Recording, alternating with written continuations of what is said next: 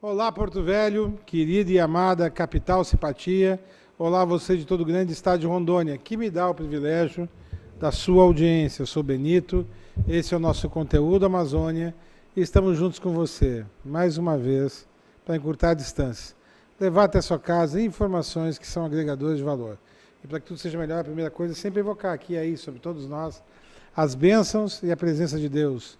Que o grande arquiteto do universo sempre nos dê mais justiça, paz, perfeição, luz, força e beleza em tudo que fazemos.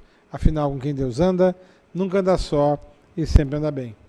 Bom, o meu entrevistado de hoje é um cara que eu gosto, que eu aprendi a respeitar. Pô, e é um amigo que eu tenho, Padre Eduardo. Obrigado, Paulo Benito. Você é mais que um amigo, você é um irmão. Tá, agora... Um irmão em tudo, porque a sua devoção, seu compromisso de fé, não devoção, mas compromisso de fé, é quase o nosso pai, né? O judaísmo que você carrega tanto, e é uma religião de fato, né? O cristianismo, judaísmo. Então, nós somos irmãos, e todos aqueles que respeitam uns aos outros somos irmãos, assim como você, que é a principal parte desse momento. Quero também aqui lembrar da Fatinha, essa grande amiga de longa data, o bom professor Josenir Detoni, vem de uma linhagem muito bonita, viu? De seminaristas. E foi lá. E a Thaís, né? Thaís, conheci agora a Thaís, mas uma engenheira química. Eu fico até meio assustado aqui ao lado dela, porque já pensou eu, um padrezito, ao lado de uma engenheira química? Essa mulher só faz bomba, doutor. Aí, ó. Aí que tá o perigo. Tá, ô padre, se tu não conhece, eu vou te apresentar, essa é minha esposa, tá? Verdade? Tu não é bobo não, né, Paulo? Deus te abençoe, meu irmão. Não, é porque eu não sei, porque o Eduardo a gente conversa de tudo e talvez eu não tenha apresentado ela nunca. Isso é interessante, né? Mas sempre eu conheci o lado mais feio da família. Agora não, agora a beleza, né? Tá. Deus te abençoe. Judia, assim que nem eu, tá? Beleza, estamos tudo em casa. Encantado. Fez pós-graduação em estudo judaico junto com meia dúzia de padres lá no seminário da Unisal. Então, ótimo. Pode acreditar que aqui o senhor é bem entendido. Obrigado. Deixa eu falar, o padre isso ele não vai falar hoje nesse programa, porque eu vou convencer ele, antes que ele viaje, ele vai, dia 27 de dezembro, próximo vindouro, ele vai ficar 3 anos fora, fazendo um doutorado em São Paulo, né? E vai fazer uma falta enorme aqui nesse município. E é uma pessoa que eu aprendi a gostar, eu já estou até com saudade de ser embora, cara. Porque como é que eu vou te chamar para gravar de vez em quando, cara? Você fica doido, meu. A gente pode fazer É mais fácil gravar contigo lá. Tá bom. Aí, assim... Mas olha, eu estou te pedindo um favor. Hoje nós estamos gravando aqui, vai ao ar. Agora, vê se grava comigo. Eu quero falar de Natal contigo. Tá? Eu quero falar e fazer um balanço da tua vida. Nesses anos de Porto Velho, que foram mais de 15, eu acho que foi. Não, na verdade, eu 10. cheguei, fazer 13 anos. 13, eu cheguei dia 31 de agosto de 2005. Então, foi um momento muito bonito em Porto Velho, porque eu cheguei em Porto Velho, Paulo, a você, meu irmão do Conteúdo Amazônico, eu cheguei num momento muito, muito bonito, porque Porto Velho era um Eldorado, estava em franca expansão. Era um momento que estava revendo muitas questões, e eu aprendi muito. Eu cheguei em Porto Velho num dia tão quente, mas tão quente, que eu falei, onde é que eu estou? E hoje esse calor me aquece, me faz bem.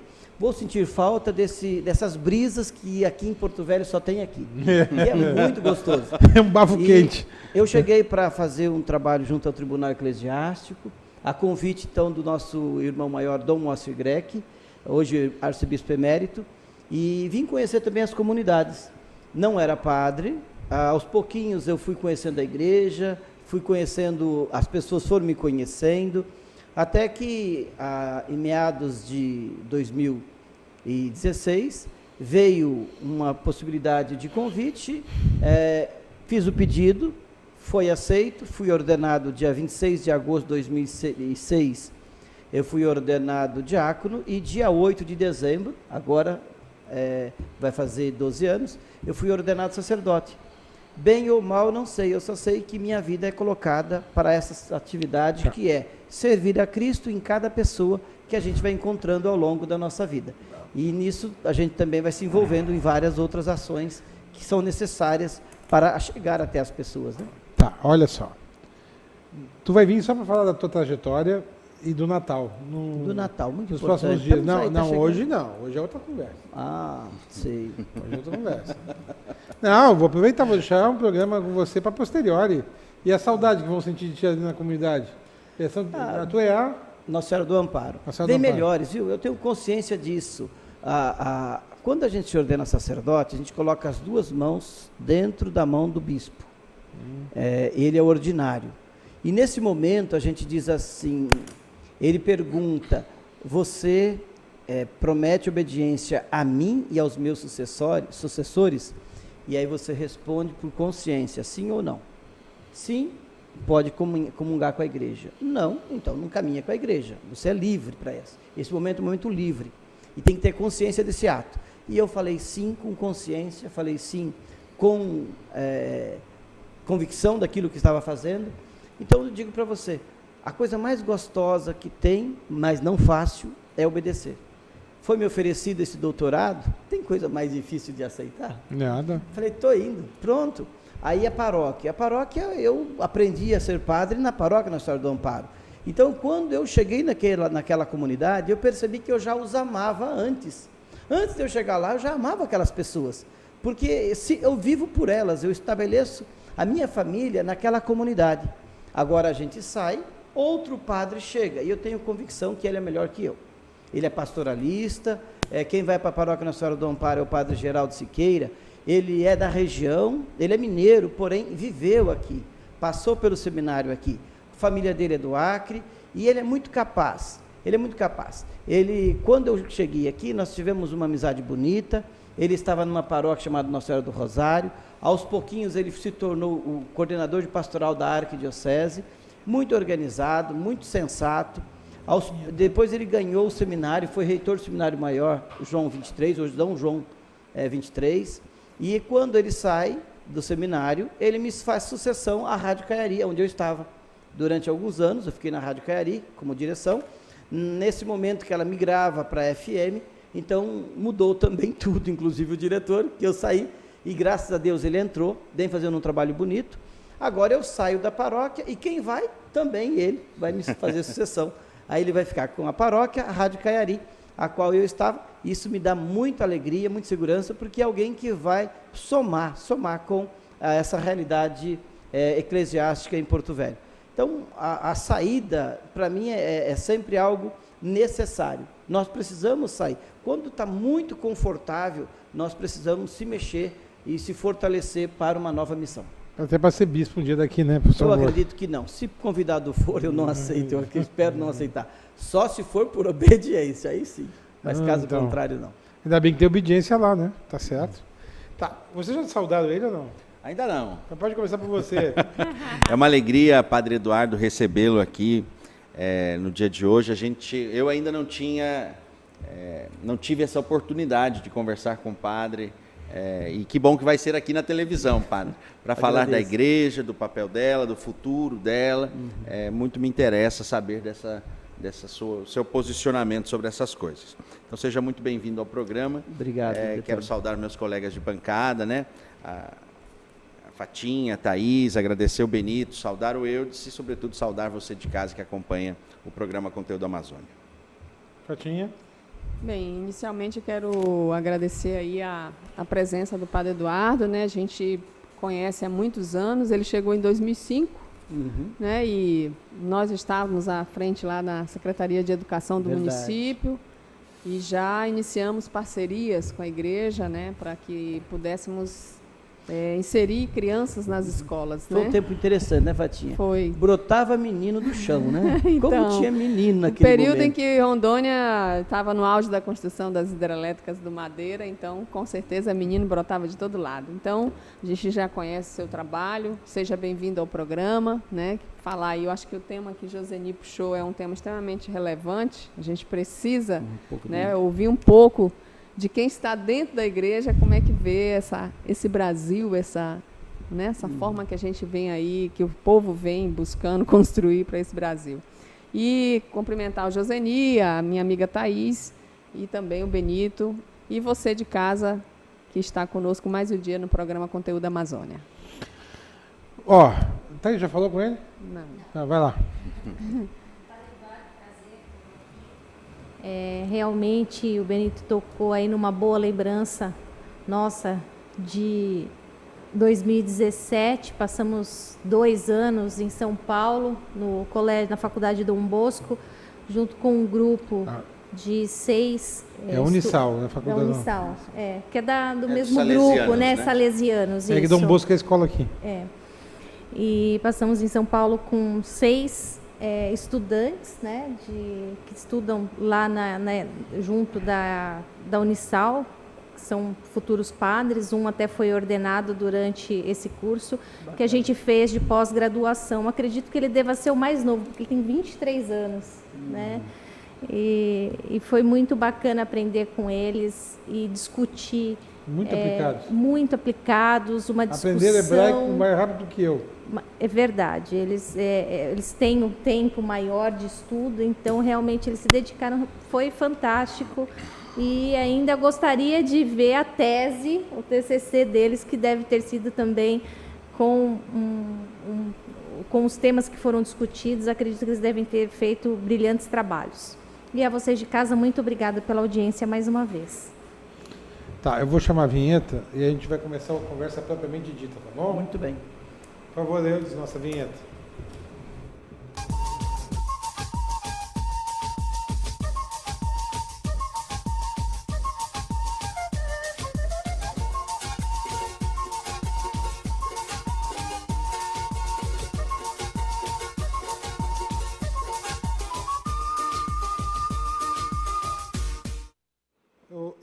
Geralmente eu inauguro as perguntas aqui, mas eu vou fazer um preâmbulo, aí eu vou passar para o Josenir. Tá? Porque o Josenir tem um doutorado lá em Oxford. Tá? E ele tem essa questão da pós-modernidade, né? Muito presente nele, e o papel da religião nela. Mas eu vou fazer um levantamento. Assim, ó, eu, apesar da descendência judaica, na minha cidadezinha não tinha sinagoga, sabe que o mais perto é a igreja matriz, né? Uhum. Então, se alguém conhece rito católico aqui, sou eu. E eu encerrei a minha participação nos ritos católicos justamente no casamento do Pianta, quando eu fui padrinho dele, de certa forma. Uhum. Você conseguiu casar o Pianta, você fez quase um milagre, né? Foi um milagre, você casou o Pianta, pô. Né? Aí, sabe, eu olho hoje o catolicismo, ele comete muitos erros no percurso, né? Faltou talvez uma face de modernidade nos últimos 50 anos, que tinha que ter chegado antes do que o atual, né, nobre franciscano, né? Papa Francisco. Ele é jesuíta, né? Jesuíta. Mas é um jesuíta de espírito franciscano. Não, mas tá, nobre franciscano, Johnny. Porque pensa num homem admirável. Né? Muito capaz. É um homem admirável. Ele não tem meias palavras, não é um cínico, não dá com a mão e tira com a outra. A gente tem acompanhado a reta da personalidade dele. Homens como ele não podiam envelhecer, sabe? Eu sei que o Vaticano tem muita ciência e tecnologia lá, mas esse aí precisa viver mais uns 50 anos, viu? Porque para pacificar e organizar o Vaticano vai demorar. Mas assim, ele traz uma nova visão progressista ao mundo. Ele mete o bedelho em tudo que é coisa. Mas ele tem opiniões sensatas. Ele se posiciona bem e tudo mais. O problema é que demora muito para chegar aqui essas coisas. Eu me lembro quando nós estávamos chegando, eu já estava chegando, já tinha chegado, mas teve um grande encontro nacional de comunidades eclesiais de base aqui, acho que foi 2000 e pouco. 2009. Foi 2009? São 9 anos, é muito tempo. Verdade. Eu militei em comunidade eclesial de base e hoje não é mais aquilo. Era tão gostoso a vida em comunidade eclesial de base. Você tinha um vetor para os jovens não se envolver no mundo das drogas. Você tinha uma sociabilidade, você ensinava a sociabilidade, a socialização dos meios de consumo. E no Brasil isso foi substituído por discursos em púlpitos, né? Que nem sempre são dos padres, né? Nem sempre não, quase nunca agora mais é dos padres, né? E o Brasil que eu me criei dos anos 80, que foi aquela passagem para a maturidade que as pessoas têm, né? Eu peguei dos 10 aos 20, os anos 80, né? Não existe nem sombra dele mais dentro da própria Igreja Católica. Você tinha os ritos, né? Me lembro as missas com temática afro, eram tão bonitas, né? Surgiram os movimentos conservadores, na época a renovação carismática surgiu naquela época. E esse balaio foi se formando, só que no Brasil foi perdendo as suas fatias para os neopentecostais. Foram perdendo, e hoje eles dominam aí a política. Você não via um padre na política antes.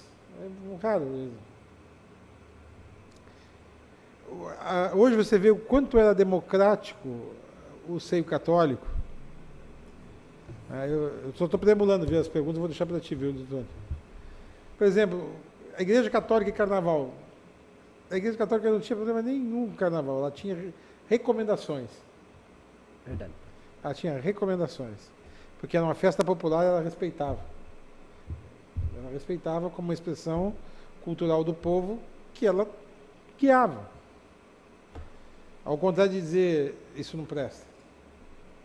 Ela tinha recomendações, não façam isso.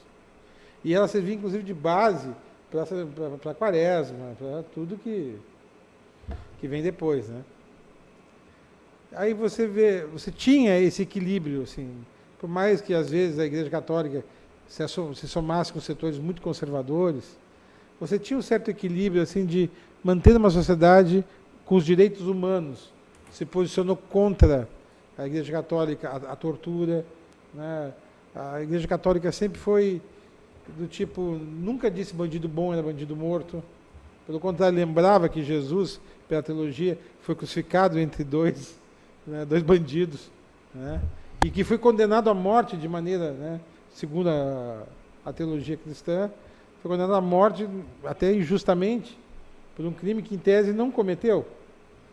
Então tinha muito sensibilidade para lidar com a questão das condenações. E sempre ensinou que para toda condenação existe um perdão. Né? Existe um pagamento, mas existe um perdão. Né? Aí você vê, aí eu me volto aos anos 2000 e eu já não vejo mais o perdão, eu não vejo mais o amor ao próximo. Né?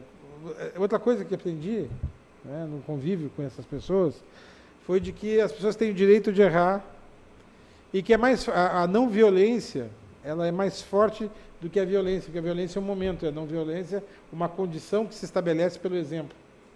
E exemplos arrastam. Né? Então as pessoas evitavam, às vezes, até davam a outra face. Né? Não é que dá o pescoço para ser cortado, mas desgraça pouco era bobagem. Né? Tinha uma conduta moral e ética em que pese que alguns membros do clero cometiam alguns erros, excessos em alguns lugares, mas o discurso católico, em tese, de uma maneira geral, era unânime, né? Era homogêneo em todo o território. Nós não aceitamos tortura, nós não aceitamos condenações, né?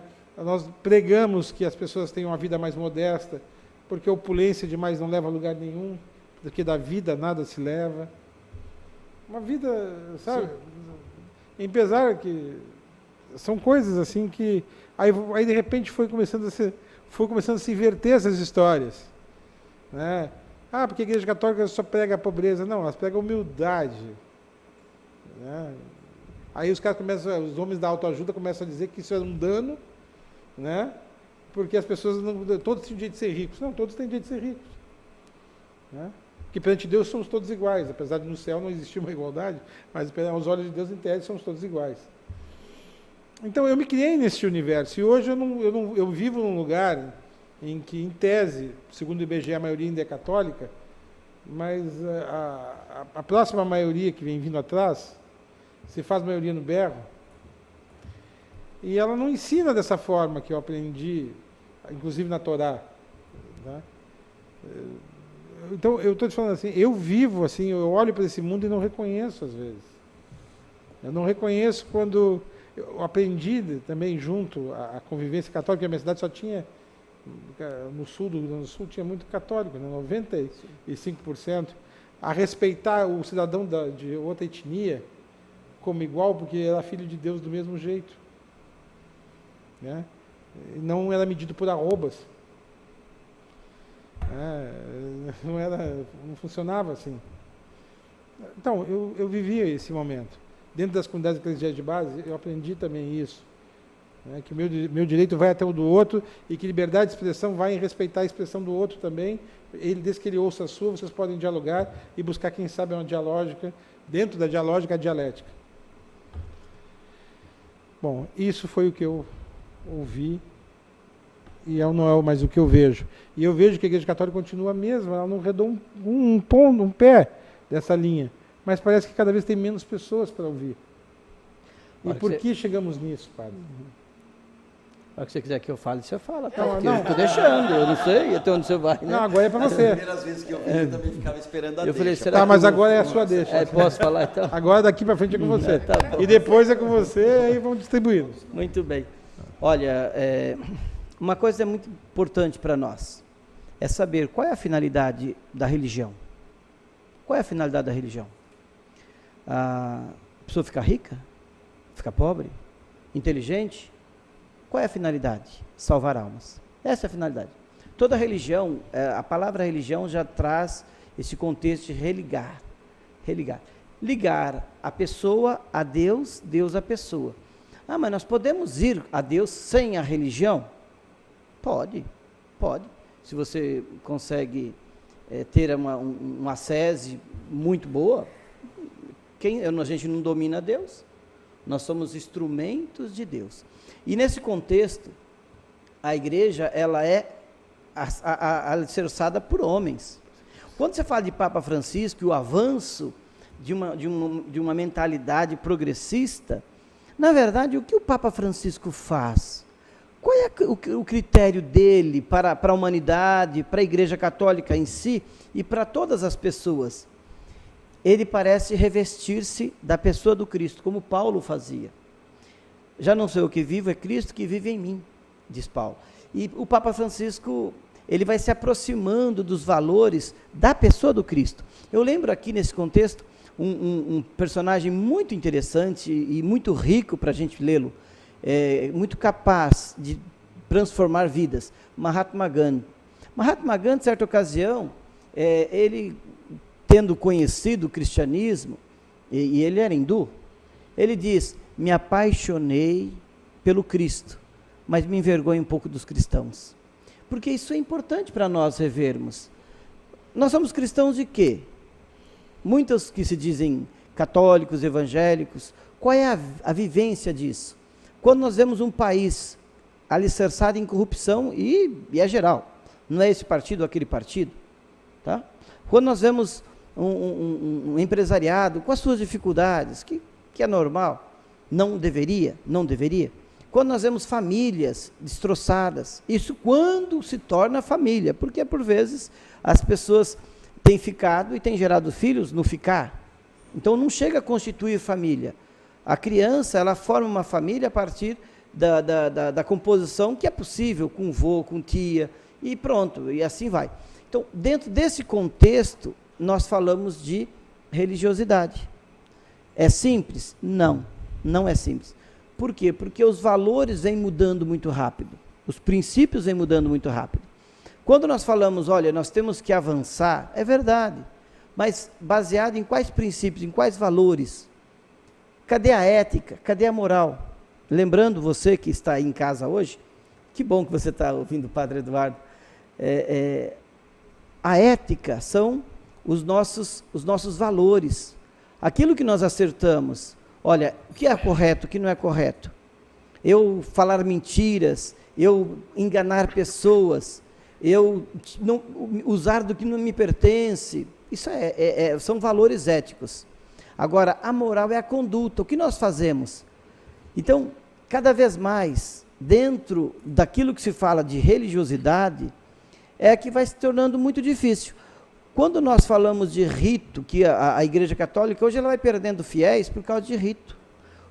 Uma igreja universal, como a Igreja Católica, que está na grande maioria dos países desse mundo, e alguns países ela está sem se mostrar que está, porque as pessoas não podem se revelar cristãs, porque são mortas. Então, esta igreja, como pode ser uma igreja, que eu estou agora em Porto Velho, depois eu estou em Maceió, estou em São Paulo, estou no Rio Grande do Sul, em Porto Alegre, ou Caxias, ou em Erechim, em Áurea, tão bonitinha a Áurea, gosto de Áurea. Eu posso estar na Argentina, aqui do meu lado, eu posso estar em Costa Rica, eu posso estar na Índia, eu posso estar no Japão, na Indonésia, no Alasca. Lá se eu chego à missa, eu não sei a língua, mas eu sei o que está sendo pronunciado. É a mesma leitura em todo o universo. É o mesmo texto que está lendo. É o mesmo rito. E nesse rito, no mistério dele, nós crescemos, nós fortalecemos. A dificuldade é que os cristãos, por vezes, não se formam para entender o rito. Todo rito tem que ser conhecido. Uma pessoa que chega a perceber que a acolhida numa igreja católica é que nós estamos reunidos pela vontade do Cristo. Ele nos reuniu aqui. O padre diz que a graça e a paz de nosso Senhor Jesus Cristo esteja convosco. E a gente responde, porque o padre também está junto. Ele está no meio de nós. Eu vim por ele, eu estou nele, eu estou com ele. A partir de então, esse rito ele se torna algo de libertação. Olha, eu fiz algumas besteiras, eu fiz algumas coisas erradas, então logo no início da celebração, é como se nós fôssemos na casa de um parente, de um amigo, e fala assim, ó, desculpa, tá, não devia ter feito isso. Chega assim o Valdenir lá com a família e fala assim, o Josenir, olha, eu vim para a festa, olha, esquece aquele assunto, vamos fazer uma anistia ao menos, não vamos mexer nisso não, vamos celebrar a vida. E isso a Igreja Católica faz no rito, vamos pedir perdão. Mas tem gente que chega ali e não está interessado em pedir perdão, ele não está interessado em reconciliar com os seus. Então, aquele rito ele se esvazia para aquela pessoa, porque ela fala assim, eu não vou pedir, não quero perdão. Então, esvaziou-se. A partir dali, ela não consegue mais entrar no espírito de missa, da liturgia. Por quê? Porque ela está predisposta a não celebrar a Eucaristia, a não entrar em comunhão com a comunidade. Ela aceitou. Ela vive esse momento e percebe que algumas coisas na vida precisam ser melhoradas. E ela fala, então vou pedir perdão para Deus, nesta ritualidade. Logo, eu também glorifico esse Deus. Eu fortaleço a minha vida no Deus pleno, Deus vivo, e eu glorifico Deus. Porque se nós não soubermos agradecer e glorificar a Deus, por que nós estamos indo à igreja? Por que nós estamos participando de um rito? Olha, a liturgia é uma comunhão com o Senhor, uma comunhão com Deus. E ela não pode ser um aspecto de exaltação psicológico. É sim um mistério de entrar no Espírito. Feito isso, a gente vai para a palavra. Porque o que ilumina qualquer celebração católica, não católica, judaica, é a palavra. A palavra. E pela palavra nós conhecemos mais sobre Deus. O padre tem esse compromisso de, assim como o pastor de todas as religiões, aquele que está não à frente, mas aquele que está representando todo o seu povo naquele momento, de minimizar o sofrimento, a dor, a angústia e exaltar o sentimento de felicidade e trazer para a pessoa aquilo que a palavra pode ajudá-la. Em alguns momentos parece que ser até pesado, porque Jesus também tem essas passagens difíceis. Jesus também vai chamar pessoas de pessoas incrédulas. E ele vai, em Mateus principalmente, que era cobrador de impostos, ele vai dizer, existe o céu e existe o inferno. Existem os bons, existem os ruins, aqueles que vão ser levados, os que vão ser deixados. Então, a palavra, ela vai nos ajudar a viver. mas não viver para a pobreza. Nós, quando fazemos opção pelos pobres, nós não estamos falando que nós somos exclusivos aos pobres. Opção. Mas opção para que o pobre deixe de ser pobre. Para que ele deixe de ser pessoa sofrida. E a igreja tem por opção ajudar essas pessoas. E que bom que muitos entendem isto. Quantas pessoas na igreja agora levam cestas básicas para nós dar para os pobres? E as pessoas entendem isso, entendem da importância da religião, da igreja, da comunidade. A comunidade, ela é uma comunhão entre muitos, e assim a liturgia nos ajuda nessa questão. Porque quando a palavra vem, instrui a cada um de nós, se nós pedimos perdão, agradecemos, exultamos a Deus, agora a palavra também nos fortalece, nos alimenta. A partir de então, agora nós formamos aquela comunidade de irmãos de fato, porque nós pedimos perdão, nós glorificamos a Deus, ouvimos a palavra e nós queremos estar em parceria, em comunhão com esse Deus revelado na palavra. Nesse sentido, agora então, nada mais justo que nós prepararmos o Cristo vivo e comungarmos desses valores do Cristo vivo. Vem a Eucaristia e nos torna Alter Christi, que significa outro Cristo. O padre chega na Secretaria de Educação, pode até passar por lá, a Fatinha estava lá, o padre podia passar por lá. Naquele tempo até fazia algumas celebrações, eu achava bonito, no dia dos professores, para o dia das mães, porque maciçamente as professoras são muito, principalmente da educação, da alfabetização, são mulheres. E quantas mães trabalham na secretaria? Então, a gente vai lá, mas o padre não está lá. Mas o professor católico, a professora católica está lá. Ela é a pessoa do Cristo. Então, ela deve fazer com o melhor possível na educação. Quando nós falamos no meio de comunicação, como estamos aqui, o padre não está dia a dia. Pelo menos, tem alguns que estão, sim, eu não. Mas os profissionais assim o são. Se nós estivermos vivendo os valores, se nós estivermos vivendo o comportamento daquilo que a palavra nos instruiu, então nós somos presença de Cristo onde quer que estejamos. E aí nós fazemos o mundo melhor, nós transformamos o mundo. O padre, quando vai fazer a exposição do Cristo agora, da partícula, da hóstia, agora consagrada, com o sagrado, nós assim invocamos ao Senhor que consagre aquela hóstia, consagre aquele pão, agora se tornando o corpo de Cristo. O padre diz, eis o Cordeiro de Deus que tira o pecado do mundo. Por quê? Porque ele entra dentro de você. E se você tiver consciência de que o Cristo está em você, porque ele já está, agora é alimentado.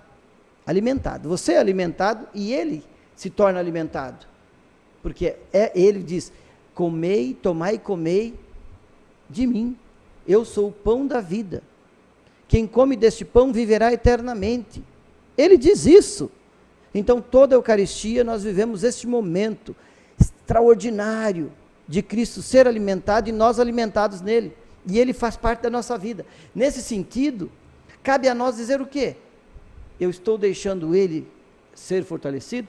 Uma velha história indígena diz que um índio, ensinando alguns jovens, vai dizer que dentro de cada pessoa existe um lobo muito mau e um lobo bom. E o velho índio disse para aqueles jovens assim, Thaís, qual dos dois vai vencer? Porque eles entram em combate internamente nos jovens índios. Quem vai vencer? Quem ganha? O lobo bom ou o lobo mau? Alguns vão dizer, o lobo mau, porque o lobo mau vai estrangular o lobo bom. Outros vão dizer, olha, eu acho que o lobo bom vai ter paciência, até que chegue o momento que o lobo mau não vai aguentar mais. E o velho índio vai dizer, qual é o que vai vencer? É aquele que você alimenta. Você alimenta quem dentro de você? O seu lado bom, o seu lado mau? Nós alimentamos quem que está dentro de alguém? Há uma tribo indígena não, uma realidade africana que eu li há tempo atrás, achei fabuloso. Quando alguém faz algo danoso socialmente, seja dentro da família ou seja fora, ele é colocado em uma espécie de praça pública. E as pessoas não julgam ele, interessante. As pessoas passam e digam, olha, você fez o telhado da minha casa, e ficou muito bem feito, não chove não, viu? Gostei do seu trabalho. O outro passa e diz, olha, muito obrigado por você ter cuidado do meu filho aquele dia, você tem boas qualidades. O outro passa e diz, olha, se não fosse você, a gente não tinha conseguido aquela realidade. E vão falando para ele as coisas boas que ele tem, os valores que ele carrega, até que ele chega e diz: eu reconheço que eu fiz algo errado, mas eu quero voltar a ser essa pessoa que vocês me lembraram que eu sou. Então, agora nós temos uma cultura tão feia de acusar uns aos outros.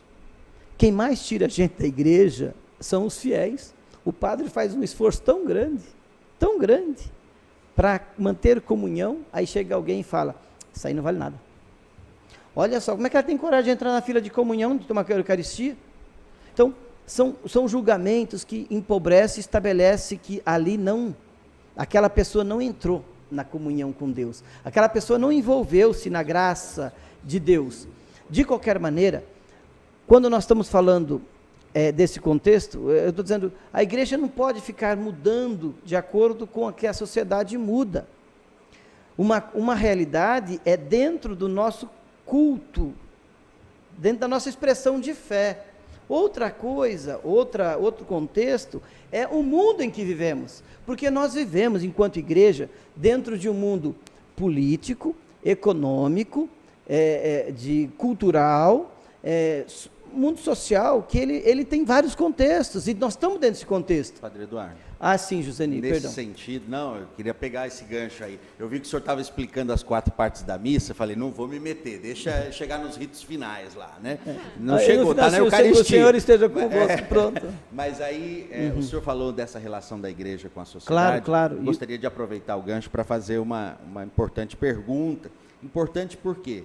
Porque a Igreja Católica, não sei se todo mundo de casa sabe, o pessoal católico sabe, está organizando para o ano que vem, mas já começaram as atividades, um encontro de bispos, né, para pensar a Amazônia e para pensar a igreja a partir da Amazônia também. É o sínodo da Amazônia. É o sínodo da Amazônia, né? Justamente um momento de rever algumas coisas, né? Tem esse eixo da defesa dos direitos dos povos originários, né, dos índios, isso é importante, mas também tem o eixo dos desafios pastorais aqui na Amazônia, né? O senhor estava falando, olha, é difícil manter a unidade, tem essa coisa das fofocas e tal, mas tem um outro problema muito maior. Né? E o Benito destacava no início o papel positivo da Igreja Católica na cultura. A Igreja Católica teve e tem uma série de problemas que precisa superar e tal, mas ela também tem uma contribuição importante na cultura, que é pregar um Deus amor, diferente de outras denominações que pregam um Deus da prosperidade para a sua vida individual. Isso faz, hoje, o que mais se tem aí são esses grupos que fazem motivações, né? Eles chamam de... Agora a palavra fugiu, né? São empresas que por vezes trabalham para motivar as pessoas para produzir mais, se relacionar melhor. Então, padre, pensando nessa importância da mensagem da igreja para a sociedade, dessa mensagem de Deus amor, eu queria comentar com o senhor 3 desafios, escutar sobretudo do senhor, sobre 3 desafios que a igreja enfrenta pastoralmente, para poder chegar até seu povo, principalmente aqui na Amazônia, e o senhor sabe disso, né? Agora sim se aplica, não dá para ensinar o padre a rezar missa, né? O padre sabe do que a discussão sobre o casamento de sacerdotes, de padres, porque é muito bom ver uma pessoa como o senhor com plena disponibilidade. Tem doutorado lá, vou para lá, não sei o que, tá, mas são poucos. E o povo é muito grande, e este modelo, que não é um modelo essencial, é mais uma questão disciplinar da igreja, né? Parece que não está conseguindo chegar a todos, né? Então, essa discussão do casamento dos padres. A questão dos diáconos permanentes, né? Que é uma coisa que já existe na igreja, mas que em algumas arquidioceses há uma resistência muito grande para que esse tipo de coisa aconteça, né? E, por fim, o papel das mulheres na igreja. O senhor sabe também melhor do que eu que na hora de trabalhar dentro das pastorais da igreja, as mulheres têm mais número, né? Estão mais dispostas e tal. No entanto, por questões teológicas, tradicionais, enfim, essa discussão do papel da mulher é uma discussão que ainda precisa ser feita, e está sendo feita dentro da igreja, né? a possibilidade da ordenação de diaconisas e algumas pessoas, a despeito do que disse o Papa João Paulo II, até defendendo a ordenação de sacerdotisas, né? Enfim, padre, como é que o senhor vê esses pontos mais complicados, assim, aproveitando que estamos nesse momento de revisão das práticas da Igreja no contexto do sínodo? Muito bem, Josenir, olha, agradeço mesmo a provocação, espero não entrar muito, tá bom?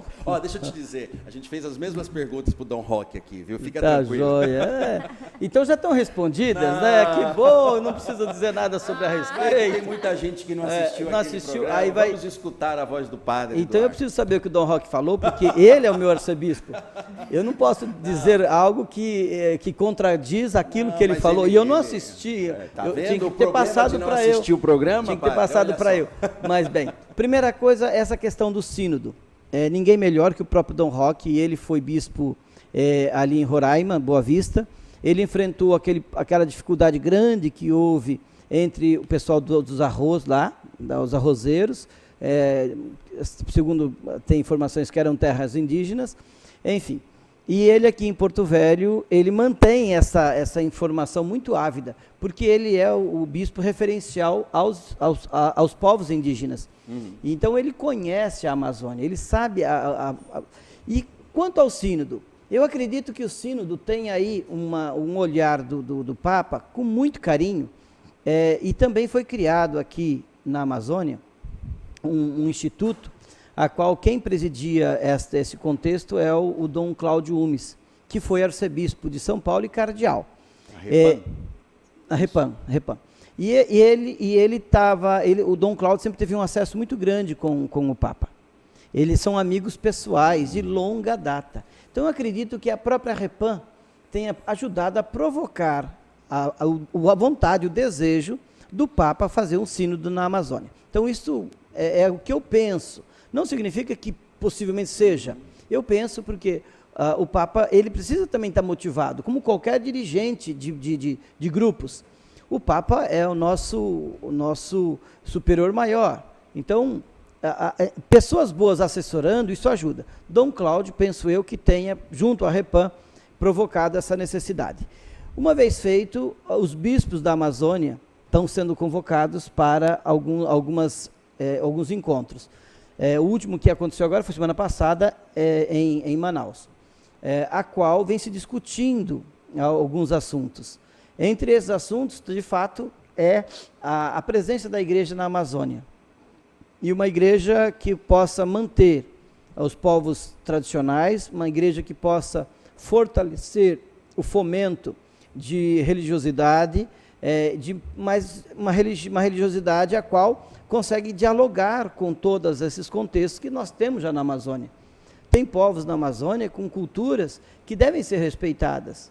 Existem povos que vieram para Seringais, que também trouxeram, já num contexto bem anterior, a forma de viver. Então, respeitar isso. O Sínodo da Amazônia vem para ajudar a compor uma igreja que ela se tenha diálogo em toda a Amazônia legal e também a Amazônia nos outros países que fazem parte da bacia amazônica. E é claro que cobrir esta igreja com a presença, cobrir esse território com a presença da igreja, vai exigir muito. E por isso já vem essa questão, um segundo ponto que você fala dos padres. Uma coisa é certa, o celibato sacerdotal, ele não é bíblico. O celibato sacerdotal é uma disciplina da igreja, não é uma disciplina. E sendo assim, você aceita ou não, né? Mudaram ou não, né? Não é uma questão... Isso é da pessoa, não, mas para participar não é dogma, participar do clero é pedido o celibato. Ninguém fica questionando o exército brasileiro com as suas normas. Vai lá questionar para ver como é que é, tá? Vai questionar a maçonaria com as normas da maçonaria, que eu não as conheço, mas existem. Os conselhos de medicina, os conselhos da OAB, cada um tem. Agora, a igreja, é claro, que ela está com o povo, está junto com as pessoas, então todo mundo quer botar a colherzinha lá. E eu acho legal isso, acho bacana, que bom que nós podemos dialogar sobre isso. Mas não está na nossa esfera sobre padres se ordenar, ou serem ordenados. Na igreja ortodoxa, há essa possibilidade, porém, eles também têm essa clareza. O padre, antes de ser, a pessoa, ela, antes de ser ordenada, tem que fazer opção. Olha, eu quero ter família, eu quero casar. Tudo bem, então você vai, constitui família, faz o seu matrimônio, aí você volta e vai ser ordenado casado. Ah, não quero não, vou me ordenar padre, solteiro, tá bom, solteiro. Aí depois de um tempo me apaixonei, e eu quero casar. Não pode mais, não pode, você fez opção. Quando você fez opção para ser sacerdote celibatário, Se você fez opção de ser um padre casado, então tem que ser um padre casado. Mas isso antes da ordenação. Isso é claro, isso é evidente. Ah, mas aí tem essas outras denominações religiosas, que pastor, não sei, eu acho que a gente tem que respeitar. Se eles respeitar nós como nós respeitamos eles, nós seríamos tão mais bonitos nossas amizades, nossos encontros. Então, respeitar. Ninguém vai ficar entrando, eu não fiz direito para ir lá na OAB, não tenho carteirinha da OAB para ir lá e querer mudar qualquer coisa da OAB. Nem medicina para ir lá no conselho, ou Sim, qualquer mas, área. padre, quem está levantando essas questões são membros da própria igreja. É a própria igreja que está sentindo essa necessidade e se repensando, né? Não é uma questão externa simplesmente dessa exigência, né? Claro. E aí esse ponto do casamento de sacerdotes, ele tem um problema sério, que a Eucaristia não consegue chegar em todos os lugares onde poderia chegar. Nesse sentido, essa preocupação maior. Nesse sentido, a gente pode dizer o quê? A igreja, enquanto igreja, ela percebe que muitas pessoas que são lideranças das comunidades poderiam vir a celebrar. Mas é um contexto a qual vem devagarzinho se estudando, se avançando, e é onde podemos dizer, uma realidade é para a Amazônia, outra realidade é o mundo. Então, por isso o sínodo da Amazônia, a qual os problemas são da nossa querida Amazônia. E essa reflexão de ordenação de pessoas casadas, de outros comportamentos, de pessoas que estão na sociedade, dentro da igreja, isso já vem de longa data, tá? E não cabe a um padre chegar aqui e falar sobre essas questões, porque isso está numa esfera, e eu fui coordenador de clero há muito tempo, eu participei das reuniões a nível nacional, tá? Aonde que a gente tem a discussão dos problemas do clero, dos padres, e é claro que a gente ainda tem que tentar melhorar muito mais a qualidade dos padres que estão ordenados, porque nós temos padres com muitas dificuldades, nós temos padres em lugares muito difíceis, a qual eles se tornam pessoas isoladas por vezes. Então nós temos que ajudar esses padres. Quanto à ordenação de sacerdote não solteiro, é uma problemática que nós vamos continuar conversando, mas para isso abriu-se a segunda questão, que é dos diáconos. O que é o diácono? O diácono, ele é eminentemente a pessoa mais próxima da Eucaristia. Quando Jesus faz os seus discípulos, é entendido como episcopos. Então, cada um dos seus discípulos, eles se tornaram, nós dizemos ordinários, bispos. Jesus não ordenou sacerdotes, Jesus ordenou os bispos, aqueles que seguiam ele, aqueles que estavam junto dele. Eram pessoas para formar as suas igrejas, onde quer que eles estivessem. Então, eles tinham essa autoridade. Pois bem, entre estes, começou-se o trabalho pastoral, de atendimento. Porém, nesse momento, havia uma problemática grande, devido à questão de logística, de ir e vir, entre outros problemas que eram de enfrentamento, de violência. Havia muitos órfãos, havia muitas viúvas, e a igreja assistia e assiste ainda hoje esta realidade, e ela se abre para essa realidade. O que faz então aqueles que foram ordenados pelo Cristo? Eles vão fazer então a diaconisa, vão formar um grupo de diáconos para ajudar no ministério. Enquanto eles pregavam, os diáconos auxiliavam eles. Mais tarde é que vai se perceber que eles não dão conta sozinhos, então vai se ordenar padres. Primeiro veio os diáconos, depois veio os sacerdotes. Porque os sacerdotes é para anunciar a palavra e denunciar as mazelas do seu povo. Então, o sacerdote surge depois e ele está ligado, unido, assim como o diácono também, mas ao bispo. Padre Eduardo. Nós temos que estar ligado a ele. O diácono, rapidinho assim, desculpa, Fatinha, eu sei que você tem a palavra e tem o direito dela, mas o diácono agora, em Rondônia, desde que eu cheguei, tem essa preocupação. As igrejas próximas de nós, como Ji-Paraná, Guajará-Mirim, Humaitá, Rio Branco, Cruzeiro do Sul, tem o seu diácono. Hoje nós montamos uma escola de diáconos. Então, nessa escola de diáconos, nós estamos no primeiro passo, que o Padre Felipe e uma equipe, o Felipe da São Cristóvão, aqui da Pinheiro Machado, em Porto Velho, ele, conjuntamente com uma equipe muito bacana, eles estão organizando esses diáconos, que na verdade agora está no momento vocacional, na descoberta, se aquelas pessoas que foram indicadas tenham a habilidade para serem diáconos. E isso já vem bem avançado. Por fim, a questão das diaconisas, eu acho que elas já são, viu?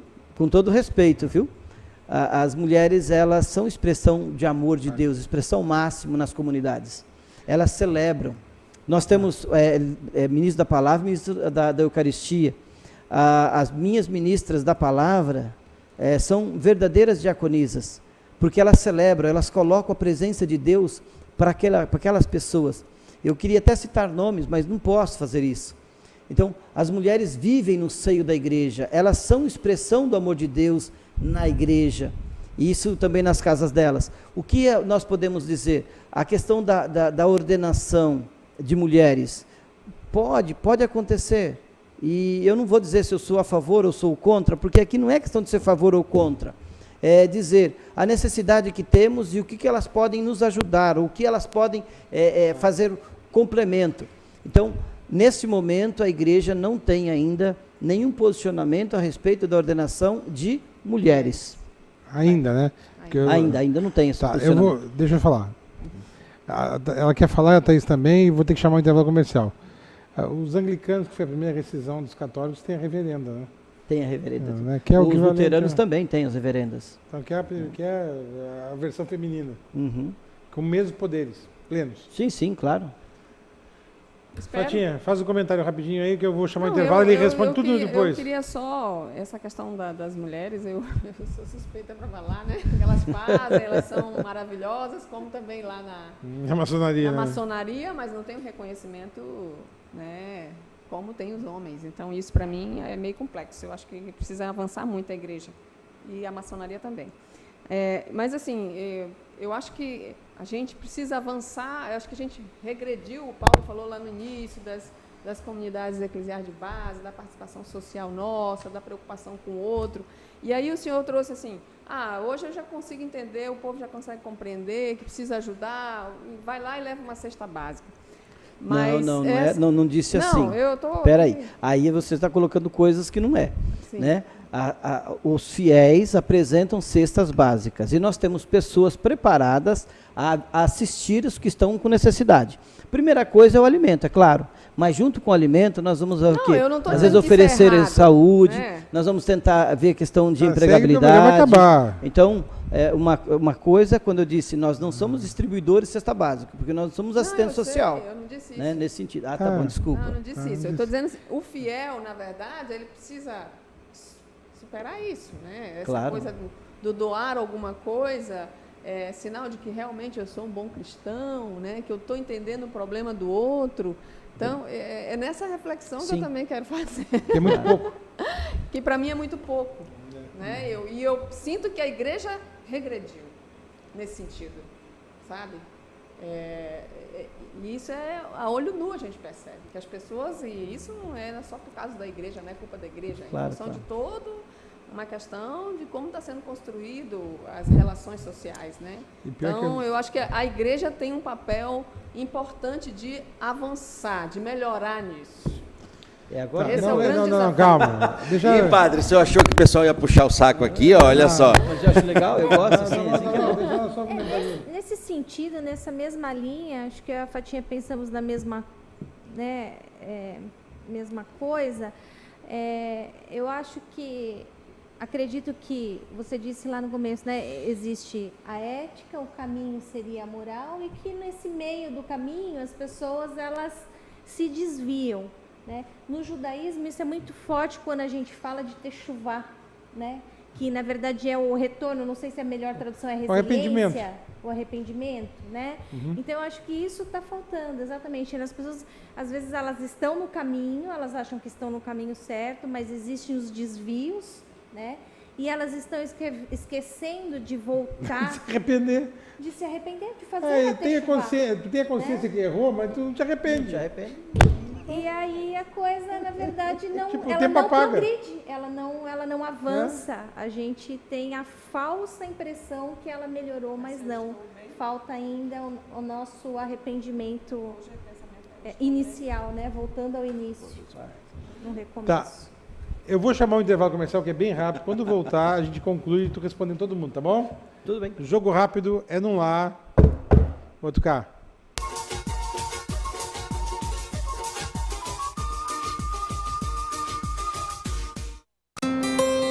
Você nunca ficou preso às fronteiras. E sempre quis mais. A sabedoria sempre foi importante para você. E o conhecimento nunca esteve tão próximo. Com São Lucas, sua formação te deixa muito mais perto das suas conquistas. Mas é você que está no controle. Qualidade do ensino São Lucas, disponível em todo o Brasil. Inscreva-se no vestibular São Lucas. A marca do conhecimento, agora sem limites. Com a Portaria.com, você dispensa o uso das chaves ou tag e permite ao morador ter acesso rápido e seguro ao seu condomínio. Através do QR Code, moradores, colaboradores e prestadores de serviço otimizam sua entrada e saída com muito mais segurança. Penetras nunca mais. Com o sistema Portaria.com, pessoas indesejadas ou não convidadas ficam de fora das suas festas e confraternizações. Você envia o QR Code para cada convidado, permitindo a entrada somente de quem você quiser. QR Code Portaria.com. A segurança em evolução. O melhor sistema de portaria remota do país, já em Porto Velho. Mais segurança e agilidade para o seu condomínio.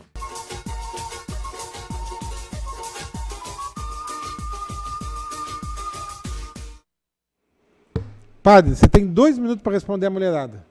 Muito bem. Quanto à Fatinha, que gostoso falar com você, Fatinha. É muito bom. Essa questão da mulher, ela tem espaço, né? Tem reconhecimento, só não tem ordenação. Né? Não tem ordenação. Mas isso é muito importante para nós. A gente sente a grandeza da mulher nas suas ações. E quando nós falamos da parte caritativa da igreja, que a gente tocou nisto, que a igreja tem que melhorar bastante. Quando a gente fala igreja, a gente pensa em padre, né? Interessante. Em bispo. A gente não pensa nos leigos. Quando alguém está doente, a gente pede para o ministro visitá-lo, porque nós somos aqui em Porto Velho pouquíssimos padres. Aí as pessoas falam, vieram todo mundo aqui, menos o padre. Porque nós não temos condições de cobrir tudo. Nessa cidade, nós estamos aí com 17, 18 padres para 500 mil de habitantes. Então é difícil. A igreja somos cada um de nós. Você que nos assiste, você que participa desse momento conteúdo amazônico, você é católico, você é a igreja. Você é evangélico, você é a igreja. Igreja é cada um de nós. E nós devemos fazer a nossa parte, nós devemos fazer nosso papel na igreja, como igreja, e assistir uns aos outros. A igreja, ela vem perdendo bastante, em tese é verdade. Por que perde? Porque as pessoas querem hoje mais uma igreja conformadora, querem que a igreja fale o que a pessoa quer ouvir, quer que fale de amor, de bondade, de ternura, quer que fale de um Cristo que salva, mas quando ela quer conduzir, ajudar as pessoas a fazer o caminho, não, as pessoas querem o caminho pronto, querem prosperidade. E aí como é que faz? Ninguém dá um diploma, apesar que tem, né, de uma faculdade se você não estudou, se você não aprofundou. Então, nesse sentido, Thaís, eu digo para você, você falava algo tão bonito, tão importante. O que falta em nós? Arrependermos. Né? Arrependermos do que falamos, do que pensamos, do que fazemos também. Muitos atos deveriam ser repensados. Muitas falas deveriam, talvez, ser refeitas, mas não pedir o perdão enquanto perdão, mas mostrar atitudes de mudança, atitudes de conversão. E isso que está cada vez menos acontecendo na sociedade. Nós queremos igrejas midiáticas, nós estamos nos isolando. E eu, como na rádio, as pessoas gostavam tanto que eu falava na rádio, mas, no entanto, dificilmente a gente vinha ao encontro para uma conversa pessoal. Então eu digo para você, meu irmão, minha irmã, o programa é tão curtinho. 1 hora, imagina. Que bom nós estarmos partilhando. E digo para você, você é a igreja, você é a expressão do amor de Deus. Você pode transformar a realidade à sua volta. Se você der um tapa no seu menino, ele vai ficar com um pouco de raiva de você. Mas pode ser que você corrija ele, você faça uma correção, tá? Mas não bata com raiva, porque se bater com raiva, ele fica com a raiva e não com a correção. Bata no dia depois, tá? Mas você pode também fazer um carinho, um afeto e falar para ele, olha, você fez errado, o que você está fazendo não tá correto, tá? Vai depender muito da forma que a criação foi levando. Você pode transformar o seu ambiente de trabalho, você pode transformar o seu ambiente de comunidade.